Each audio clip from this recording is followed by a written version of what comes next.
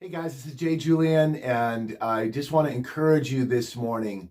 Today is the first day officially of Michigan's stay home, stay safe mandate from the government, and it's kind of a weird deal because up until now I've been staying home on my own initiative, but now that it's official, it's a different feeling. But I will say this, um, it's a good thing that we all have an opportunity to rest and reset. We can rest and reset right now. Yes, there's all kinds of uncertainty. I know that. I have my own thoughts of what's next and hopes for an optimistic future. But at the same time, I know that Jesus has said, I can't worry about tomorrow. I just want to deal with today. And because I can't worry about tomorrow and I'm just going to deal with today, I'm going to make the most of every opportunity.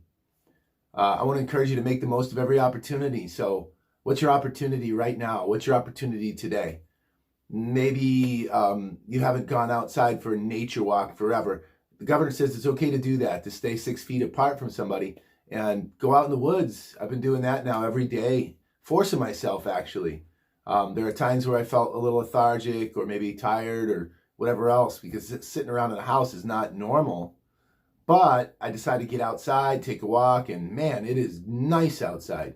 Even with the cold breeze or whatever else, it feels good to know that you're alive and you can smell the smells and see the sights. So yesterday I was walking around in the woods in Harbor Springs and I was pretty overwhelmed with gratitude when I looked up and I saw this squirrel flying around the trees, just jumping and running and up and down the trees, and he ran over this log, and I just had this thought of this scripture in the Bible that Jesus says, don't worry about tomorrow. Today has enough troubles of its own. Consider the lilies of the field, and they are more ornate and beautifully dressed than King Solomon in all of his splendor. And to consider the birds and how they don't toil for their food, and we shouldn't worry. And when I saw these squirrels running around playing and making these weird noises and talking to each other and everything, it just hit me. These squirrels are not afraid of anything. And as they run through the woods and as they do their thing, they pick up food along the way and God provides for them. And I just felt it was pretty amazing. So I want to encourage you that God has you covered. He's got us covered, man. He's not going to let us down. He's not going to abandon us.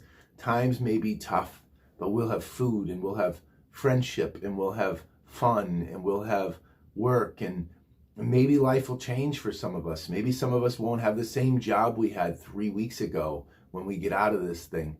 But I've seen God do tremendous things in the past as well.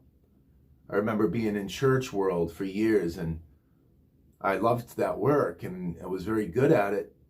And it was a blessing, but the Lord allowed me to try something different and move me into something different because of a divorce and because of my life at that time. And I remembered crossing a threshold at that point and saying, I don't want to do this. This is beyond my control. If I had it my way, I would control it and do it my way. But I remember the day that I accepted it and I said, Lord, this isn't what I want, but it is where you're leading me. And I'm going to cross this threshold right now. And I drew an actual literal line in the sand at a beach in Cadillac, Michigan. And crossed over that, said, wherever you want to take me, God, I want to go, but I want to go with a right heart. I want to go with a willing heart. And I even want to embrace it. Help me to do that because I can't do it in my own strength. In my own strength, I'm fighting and I'm holding on for dear life. And so I remembered fighting that. I remembered really trying to hold on to something that was gone already. So I'm encouraging you right now, like if you're going through some stuff and you're trying to hold on to something that's already gone or something that you can't control, let it go and go forward in it.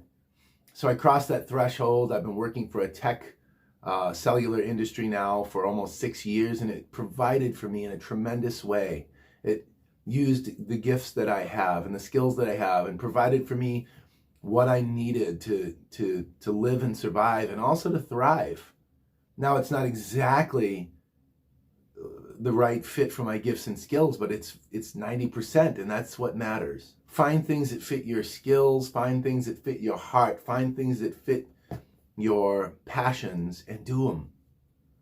And you know what? Don't hold on too tightly to things that can change. As we know right now in this culture, things can change and they can change fast.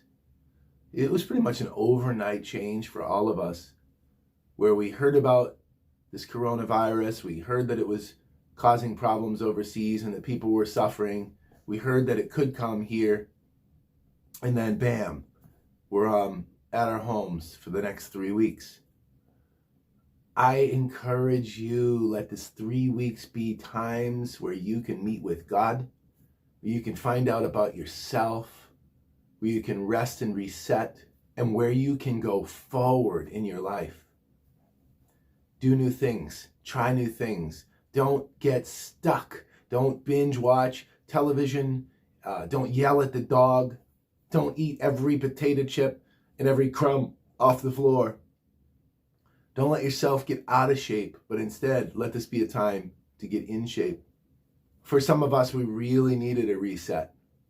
We've been running, chasing after money, chasing after fame, chasing after girls, chasing after guys, chasing after work, or chasing after success, or whatever it was. But now we have to just chase after what's right in front of us. My hope is that each one of us will be able to take this time as a time of life that was the best years, not the worst, the best weeks, not the worst, where we can learn who we are and we can gain some stamina and we can have some strength in our lives. So that's my encouragement.